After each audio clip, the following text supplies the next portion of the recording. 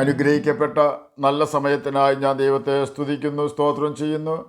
ദൈവവചനം ശ്രവിച്ചുകൊണ്ടിരിക്കുന്ന എല്ലാ ദൈവമക്കൾക്കും വീണ്ടും വരാമെന്ന് അരുളി ചെയ്തവനായ കർത്താവായ യേശു ക്രിസ്തുവിൻ്റെ ധന്യനാമത്തിൽ ഞാൻ എൻ്റെ സ്നേഹവന്ദനം അറിയിക്കുന്നു. ഇന്നത്തെ അല്പസമയത്ത് ചിന്തയ്ക്കായി 146 സങ്കീർത്തനം 8 വാക്യത്തിൻ്റെ മധ്യഭാഗം നമുക്ക് വായിക്കാം. യഹോവ കുനിഞ്ഞിരിക്കുന്നവരെ നിവർത്തുന്നു. അനുഗ്രഹിക്കപ്പെട്ട വേദവാക്യമാണ് നാം കേട്ടത്. ലൂക്കോസ് എഴുതിയ സുവിശേഷം 13 അധ്യായം 11 വാക്യത്തിൽ യേശു കൂനിയായ ഒരു സ്ത്രീയെ സൗഖ്യമാക്കുന്നുണ്ട്. 146 സങ്കീർത്തനം 8 വാക്യത്തിൻ്റെ മധ്യഭാഗത്ത് യഹോവ കുനിഞ്ഞിരിക്കുന്നവരെ നിവർത്തുന്നു എന്ന് എഴുതി വെപ്പിക്കുകയും പുതിയ നിയമത്തിൽ അതേ യഹോവ യേശു എന്ന നാമത്തിൽ വന്ന് കൂനിയായ സ്ത്രീയെ കൂനെ മാറ്റി സൗഖ്യമാക്കുകയും ചെയ്യുന്ന കാഴ്ചയാണ് ലൂക്കോസ് എഴുതിയ സുവിശേഷം 13 അധ്യായം 11 വാക്യത്തിൽ നാം കാണുന്നത്. ഒരു ശബ്ദത്തിൽ യേശു പള്ളിയിൽ ഉപദേശിച്ചു കൊണ്ടിരുന്നു. അവിടെ 18 സംവത്സരമായി ഒരു രോഗാത്മാവ് ബാധിച്ചിട്ട് ഒട്ടും നിവരുവാൻ കഴിയാതെ കൂനിയായ ഒരു സ്ത്രീ ഉണ്ടായിരുന്നു. യേശു അവളെ കണ്ട് അടുക്കെ വിളിച്ചു. സ്ത്രീയെ, നിന്റെ രോഗബന്ധനം അഴിഞ്ഞിരിക്കുന്നു എന്ന് പറഞ്ഞു.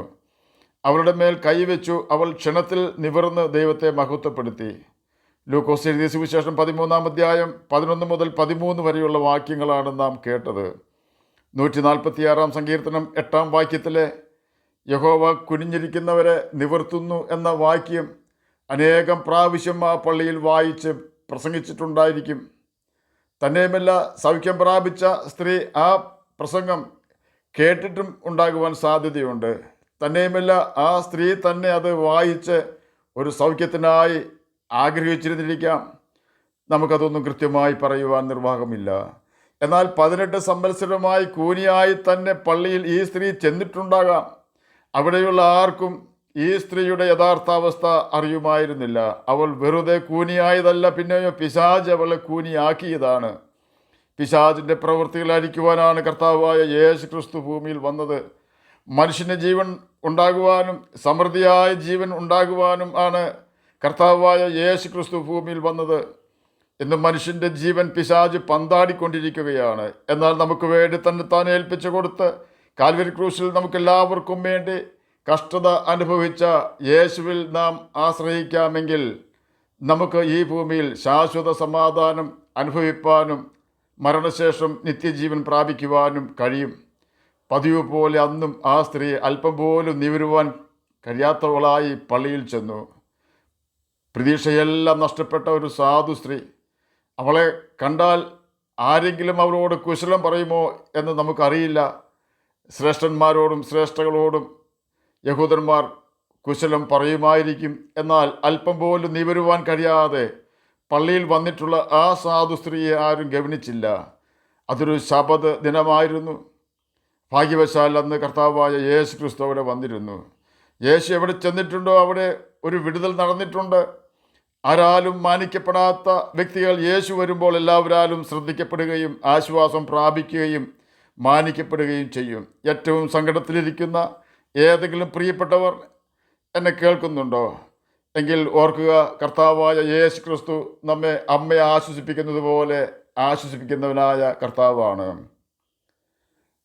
ആരും ഗവനിക്കുന്നില്ല എന്ന സങ്കടം ഉള്ള ഏതെങ്കിലും വ്യക്തികൾ എന്നെ കേൾക്കുന്നുണ്ടെങ്കിൽ ക്രൂശിലേക്ക് നോക്കിയാൽ മാത്രം മതി. എല്ലാ നിരാശയും മാറും. എല്ലാ വ്യതയും ഭാവിയെക്കുറിച്ചുള്ള ഉത്കണ്ഠയും നീങ്ങിപ്പോകും. അതാ കുരിശിൽ ഒരുത്തൻ ഇരുകള്ളന്മാരുടെ നടുവിൽ അർദ്ധനഗ്നനായി തൂങ്ങിക്കിടക്കുന്നു. ഇപ്പോൾ അവന് സൗന്ദര്യമില്ല, ആളാണെന്ന് തോന്നുകയില്ല. ശരീരം മുഴുവനും കീറി മുറിക്കപ്പെട്ടിരിക്കുന്നു. തലയിൽ ഒരു മുൾക്കിരീടം അടിച്ചിറക്കപ്പെട്ടിരിക്കുന്നു. അവന് സ്നേഹിതരില്ല, ചാർച്ചക്കാരില്ല. അവനിൽ നിന്നും അപ്പം തിന്നവരോ സൗഖ്യം പ്രാപിച്ചവരോ ശിഷ്യന്മാരോ ആരും ഇല്ല. യോഹന്നാൻ അപ്പോസ്തലൻ മാത്രം വളരെ ദൂരെ നിൽക്കുന്നുണ്ട്. എല്ലാവരും അവന് കൈവിട്ടു. എല്ലാ ഒറ്റപ്പെടലിനും കുറ്റപ്പെടുത്തലിനും ദൈവത്തിന് ഒരു ഉദ്ദേശമുണ്ടെന്നുള്ള യാഥാർത്ഥ്യം നാം മറന്നു പോകരുത്. എന്നാൽ യേശുവിലേക്ക് സൂക്ഷിച്ചു നോക്കിയാൽ അവിടെ നമുക്ക് പ്രത്യാശ ദർശിക്കുവാൻ കഴിയും. ഞാൻ നിന്നെ അനാഥനായി വിടുകയില്ല എന്ന കർത്താവിൻ്റെ വാക്തത്വം നാം മുറുകെ പിടിച്ചാൽ മാത്രം മതിയാകും. കുനിയായ സ്ത്രീയെ യേശു കണ്ടു. അവൻ അവളെ അടുക്കെ വിളിച്ചു.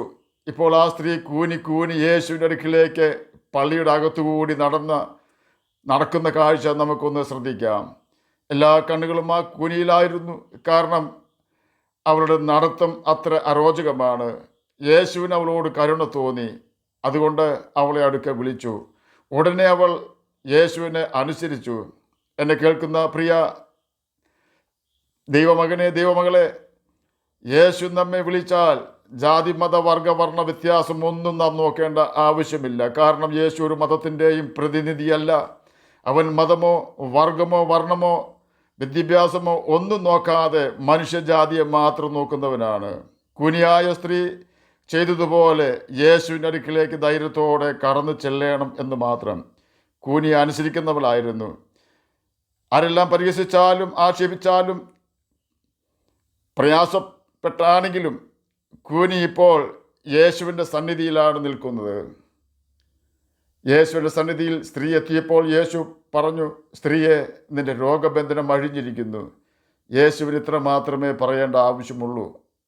അത് പറഞ്ഞുകൊണ്ട് അവളുടെ മേൽ കൈവച്ചു. അവൾ ക്ഷണത്തിൽ നിവർന്നു.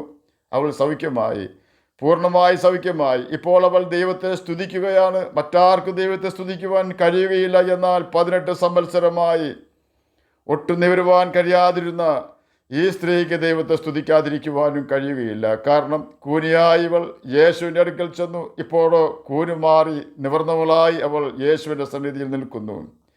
അവളെങ്ങനെ ദൈവത്തെ സ്തുതിക്കാതിരിക്കും?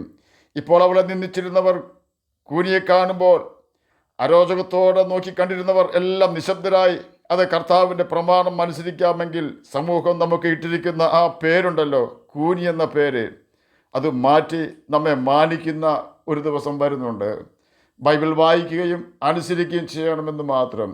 അവൾ സൗഖ്യം പ്രാപിച്ചത് കണ്ട പള്ളിപ്രമാണി നീരസപ്പെട്ടുവെന്ന് ലൂക്കോസ് എഴുതിയ സുവിശേഷം 13-ാം അധ്യായം 14-ാം വാക്യത്തിൽ നമുക്ക് വായിക്കുവാൻ സാധിക്കും. അത് സാരമാക്കേണ്ട. കാരണം അയാൾക്ക് കഴിഞ്ഞ 18 വർഷവും പള്ളിപ്രമാണി എന്ന പേരുണ്ട്. എങ്കിലും ഒരിക്കൽ പോലും ആരെയും ആശ്വസിപ്പിക്കുവാനോ സൗഖ്യം കൊടുക്കുവാനോ കഴിഞ്ഞിരുന്നില്ലല്ലോ. തൻ്റെ ശുശ്രൂഷാക്കാലത്ത് ആദ്യമായിട്ടാണ് ആ പള്ളിയിൽ ഒരു അത്ഭുതം നടക്കുന്നത്. അതും യാദൃശ്ചികമായി യേശു കർത്താവ് അവിടെ ചെന്നതുകൊണ്ട് മാത്രം. യേശു നമ്മുടെ പള്ളികളിൽ വരാറുണ്ടോ? യേശുവിന് താല്പര്യമുള്ള കാര്യങ്ങളാണോ പള്ളികളിൽ നടക്കുന്നത്? നാം ബൈബിൾ വായിച്ച് ഉറപ്പ് വരുത്തണം. യേശു പള്ളിയിൽ വന്നാൽ മാത്രമേ സൗഖ്യവും സമാധാനവും ലഭിക്കൂ.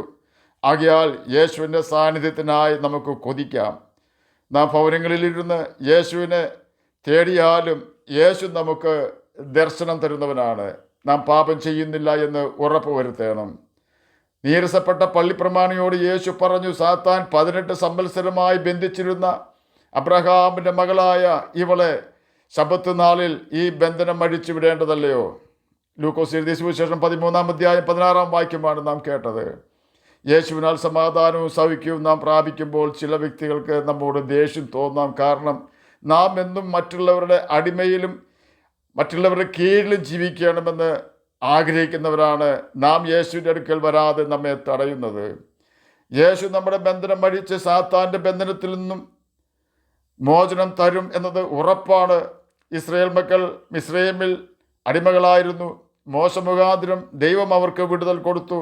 ദൈവം ഇസ്രായേൽ മക്കളെ രക്ഷിച്ച് മോശ മുഖാന്തരം മരുഭൂമിയിൽ കൂടി നടത്തി കനാൻ ദേശത്തേക്ക് യാത്ര ചെയ്യിച്ചപ്പോൾ അവർക്ക് ആഹാരത്തിനായി ആകാശത്തു നിന്നും മന്ന വർഷിപ്പിച്ചു. പകൽ വെയിൽ കൊള്ളാതിരിക്കേണ്ടതിന് മേഘസ്തംഭവും രാത്രി വെളിച്ചമുണ്ടാകേണ്ടതിനായി അഗ്നിസ്തംഭവും അവരെ വിട്ടു പിരിയാതിരുന്നു. അവർ സ്വതന്ത്രരായി യഹോവയോടൊപ്പം സന്തോഷിച്ചു. ലേവ്യ പുസ്തകം 26-ാം അധ്യായം 13-ാം വാക്യത്തിൽ, നിങ്ങൾ മിസ്രയീമ്യർക്ക് അടിമകൾ ആകാതിരിപ്പാൻ അവരുടെ ദേശത്തു നിന്നും നിങ്ങളെ കൊണ്ടുവന്ന നിങ്ങളുടെ ദൈവമായ യഹോവ ഞാനാകുന്നു. ഞാൻ നിങ്ങളുടെ നുകക്കൈകളെ ഒടിച്ച് നിങ്ങളെ നിവർന്ന് നടക്കുമാറാക്കിയിരിക്കുന്നു എന്ന് രേഖപ്പെടുത്തിയിരിക്കുന്നു. ഈ വാക്യത്തിൽ കൂടി നാം മനസ്സിലാക്കേണ്ടത് മനുഷ്യരുടെ അടിമത്തത്തിൽ നിന്നും നമ്മെ രക്ഷിക്കുവാൻ കർത്താവിന് കഴിയും എന്നാണ്. അത് യേശുവിന് സാത്താൻ്റെ അടിമത്തത്തിൽ നിന്നും രോഗത്തിൽ നിന്നും മനുഷ്യൻ്റെ അടിമത്തത്തിൽ നിന്നും നമ്മെ രക്ഷിച്ച് സമാധാനവും സന്തോഷവും പ്രത്യാശയും നൽകിത്തരുവാൻ കഴിയും എന്ന് നാം ഓർക്കണം. എന്നെ കേൾക്കുന്ന ഏതെങ്കിലും പ്രിയപ്പെട്ടവർ ഏതെങ്കിലും പ്രതിസന്ധിയിലായിരിക്കുന്നു എങ്കിൽ ഇരിക്കുന്ന സ്ഥലത്ത് തന്നെ ഇരുന്നു കൊണ്ട് യേശുവെ, ഈ പ്രതികൂലത്തിൽ നിന്നും എന്നെ രക്ഷിക്കണമേ എന്ന് പ്രാർത്ഥിച്ചാൽ യേശു നിശ്ചയമായും ആ പ്രതിസന്ധിയിൽ നിന്നും നിങ്ങളെ രക്ഷിക്കും. ആ യേശുവിനെ അവൻ്റെ വചനം അനുസരിച്ചുകൊണ്ട് നമുക്ക് നമ്മുടെ ഹൃദയത്തിലേക്ക് സ്വീകരിക്കുകയും അവൻ്റെ സ്നേഹത്തിൽ വസിക്കുകയും നിത്യജീവൻ അവകാശികളായി തീരുകയും ചെയ്യാം. അതിന് കർത്താവ് നമ്മെ സഹായിക്കട്ടെ എന്ന് പ്രാർത്ഥിച്ചുകൊണ്ട് ഞാൻ എൻ്റെ വാക്കുകളിൽ നിന്ന് വിരമിക്കുന്നു. നമുക്ക് പ്രാർത്ഥിക്കാം. ഞങ്ങളെ സ്നേഹിക്കുന്ന സ്വർഗീയ പിതാവേ, നല്ല വചനത്തിനായി അങ്ങയെ സ്തുതിക്കുന്നു, സ്തോത്രം ചെയ്യുന്നു. എന്നെ കേൾക്കുന്ന ഏതെങ്കിലും പ്രിയപ്പെട്ടവർ സമാധാനമില്ലാതെ ആയിരിക്കുന്നെങ്കിൽ അങ്ങ് അവർക്ക് സമാധാനം കൊടുക്കണമേ. അങ്ങയുടെ വചനം വായിക്കുവാനും ഗ്രഹിക്കുവാനും അതിന് പ്രകാരം ജീവിക്കുവാനും വേണ്ട ദൈവകൃപാടിയനും അടിയനെ കേൾക്കുന്ന അങ്ങയുടെ കുഞ്ഞുങ്ങൾക്ക് നൽകി തരണമേ. രോഗത്താൽ ഭാരപ്പെടുന്നവർക്ക് രോഗസൗഖ്യം കൊടുക്കണമേ. പഠിക്കുന്ന കുഞ്ഞുങ്ങൾക്ക് പഠിക്കുവാനുള്ള ബുദ്ധിയും ജ്ഞാനവും ഓർമ്മശക്തിയും കൊടുക്കണമേ. സാമ്പത്തികമായി ഞെരുങ്ങുന്നവർക്ക് സാമ്പത്തിക ക്ലേശത്തിൽ നിന്നും മോചനം കൊടുക്കണമേ.